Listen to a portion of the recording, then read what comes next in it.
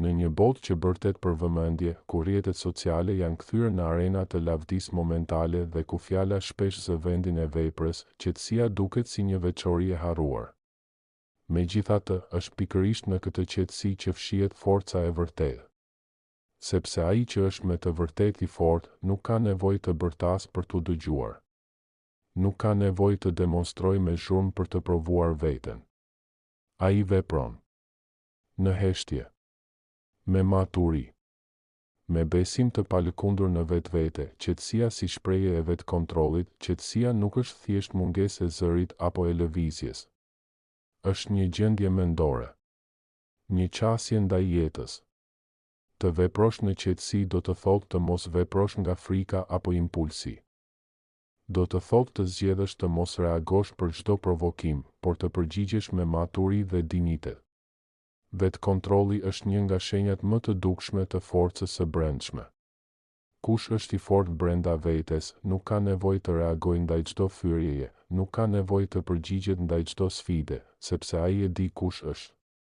Ai e njeh vlerën e vet dhe nuk ka nevojë ta vërtetojë me fjalë të mëdha apo me gjeste të egzageruara. Historia e fuqisë së qetë, gjatë historisë, liderët më të mëdhenj, mendimtarët më të thellë dhe krijuesit më të frymëzuar kanë qenë njerëz të qetë, që kanë vepruar me vendosmëri por pa zhurmë. Nelson Mandela kaloi 27 vjet në burg dhe kur nuk e ngriti zërin për hakmarrje. Mahatma Gandhi udhëhoqi një revolucion përmes mosdhunës dhe qetësisë. Njerëz si këta nuk kishin nevojë të thërrisnin, ata ndryshuan botën me qëndrimin e tyre, me shembullin e tyre. Këta shembuj na mësojnë se forca e vërtetë nuk gjendet në pompozitetin e fjalëve apo në shfaqjen e forcës fizike, por në qëndrueshmërinë, durimin dhe besimin e thellë që gjithçka do të vijë në kohën e duhur. Ata e dinin se ndryshimi i vërtet ndodh në heshtje, në zemrat e njerëzve, në ndërgjegjen kolektive. Shoqëria moderne dhe mania për zhurmë, në ditët e sotme, duket sikur gjithçka duhet të bëhet me zhurmë. Sukseset duhet të postohen menjëherë në Instagram. Çdo opinion duhet të jetë publik. Çdo arritje duhet të shpallet me krenari si një trofe virtual. Në këtë rrëmuj informacioni dhe imazhi, shumë herë harrojmë se vlera e vërtetë nuk qëndron në atë që të tjerët mendojnë për ne, por në atë që ne jemi në heshtje, kur askush nuk na shikon. Forca e vërtetë nuk ka nevojë për shikues. Ajo është atje, kur zgjedh të mos kundërshtosh me zemërim, kur vendos të falësh, kur punon në heshtje për një ëndër pa kërkuar duartrokitje. Dhe ndonjëherë, pikërisht kjo është ajo që kërkon më shumë guxim, veprimi që flet më shumë se fjalët.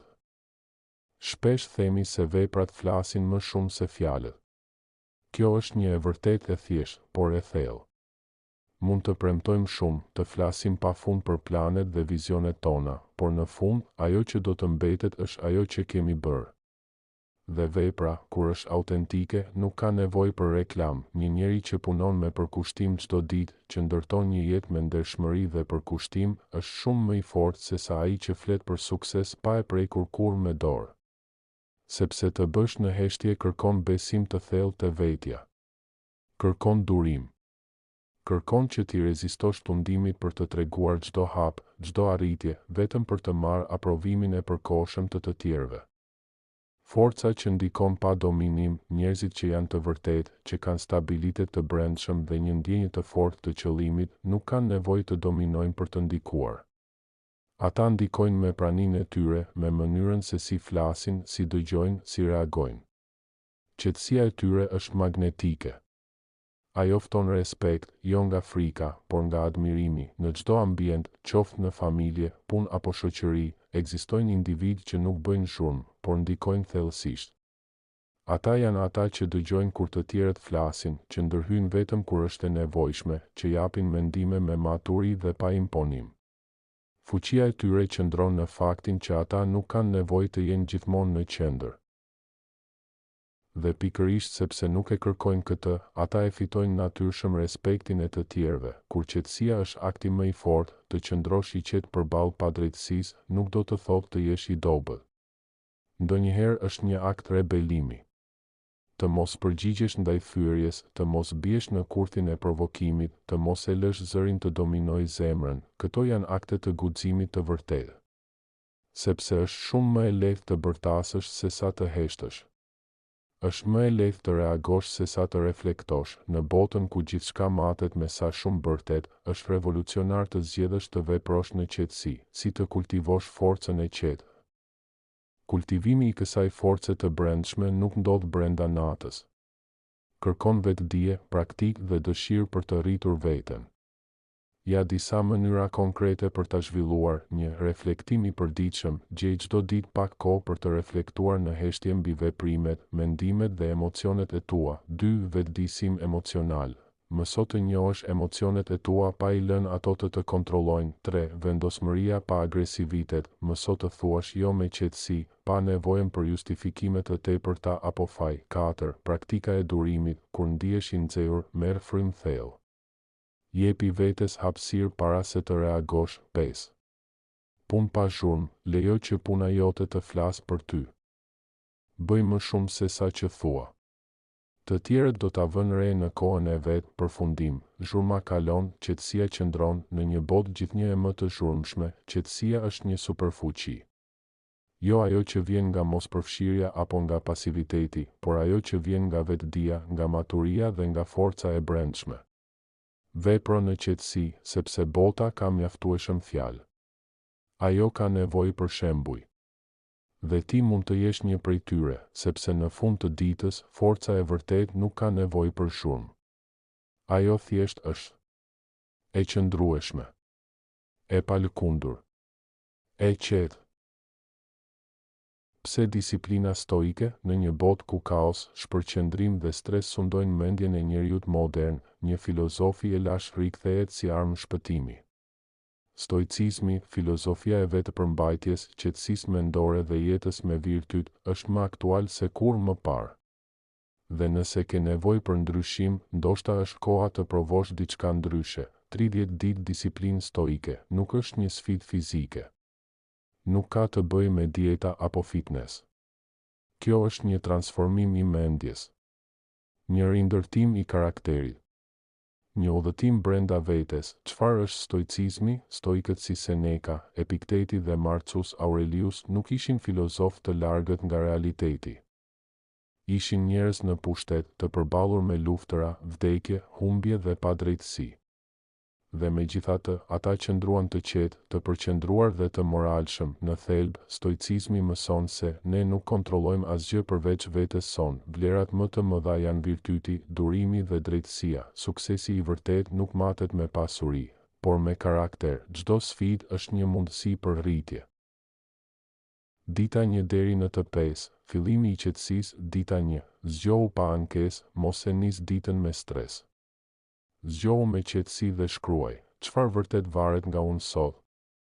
Dita 2. Mendo për vdekjen, memento mori, jo për të frikësuar, por për të jetuar me vetëdije. Koha është e kufizuar, mos e shpërdoro. Dita 3. Refuzimi i fjalëve të kota, flisni më pak. Vëzhgoni më shumë. Bëhuni mendimtar, jo komentues. Dita 4. Refuzimi i ndjesive negative, nuk je i zemëruar, thjesht nuk po mendon si duhet. Emocionet nuk janë fakt, janë interpretim. Dita 5. Bëj diçka të vështirë me vullnet, kalo një ditë pa telefon. Fli në tokë. Ec 10 km. Bëj diçka që të nxjerr nga komoditeti. Dita 6 deri në të 15. Forcimi i karakterit. Dita 6. Refuzo të reagosh menjëherë, ndalo. Mendo. Reago me mendje, jo me emocion. Dita 7. Përballu me kritikën pa mbrojtje. Stoiku nuk ka frikë nga mendimi i të tjerëve, ai njeh vlerën e tij pa nevojë për aprovim. Dita 8. Shkruaj një letër vetes, reflekto. Këshilloje veten siç do këshilloje dikë që do. Dita 9. Mos kërko faj jashtë vetes, në çdo situatë, pyet, çfarë mund të bëja ndryshe unë? Dita 10. Praktiko faljen dhe mirënjohjen, nuk ka forcë më të madhe se sa të thuash, faleminderit dhe të fal. Dita 11 deri në të 15. Lexo për 15 minuta Marcus Aurelius, mos anko për 24 orë. Mos e përdor rrjetin social për një ditë, jeto një ditë si të ishte e fundit, ndihmo dik pa kërkuar kthim. Dita 16 deri në të 25, zgjerimi i mendjes. Dita 16, prano realitetin siç është. Stoiku nuk jeton në ëndra, por përqafon botën me gjithë të mirat e të këqijat. Dita 17. Praktiko. Vetë reflektimin në fund të ditës, pyet veten, a jetova me virtyt? A reagova me urtësi? Dita 18. Përballu me ndonjë frikë të vogël, frika është një iluzion. Stoiku ecën drejt saj me kurajo. Dita 19. Mos gjyko askën për një ditë, mos mendo se e njeh rrugën e dikujt tjetër. Mjaftohu me përmirësimin tënd. Dita 20 deri në të 25. Ushtrime frymëmarrjeje për qetësi. Shiko një lindje ose perëndim dielli, bëj një punë të ndershme pa shpërblim, largo një zakon të keq për 24 orë. Lexo një tekst klasik filozofik. Dita 26 deri në të 30. Zgjuarësia dhe pranimi. Dita 26. Prano çdo ndjesi pa luftuar me të. Stoiku nuk i mohon emocionet, por nuk lejon që ato ta kontrollojnë. Dita 27. Refuzo të bëhesh viktim. Ti nuk je ajo që të ndodhi. Je ajo që bën me atë që të ndodhi. Dita 28. Kërko urtësi, jo të drejtë. Të kesh të drejtë është e përkohshme. Të kesh mençuri është jetëgjatësi. Dita 29. Jetë me qëllim, nuk je këtu për të konsumuar, por për të ndërtuar. Për të kontribuar. Për të jetuar me vlerë. Dita 30. Vetëm një pyetje, cili njeri po bëhem? Përfundim. Kush do jesh pas kësaj sfide? Pas 30 ditësh, nuk do jesh njeriu perfekt, por do jesh më i kthjellët, më i qetë, më i vetëdijshëm. Do kuptosh se forca nuk qëndron në dominim, por në kontroll. Që fuqia nuk qëndron në zemërim, por në përmbajtje. Që jeta më e mirë është ajo që jetohet me qëllim, mos e shtyj. Fillojeni sot. Një ditë, një hap, një vendim, bëhu stoik.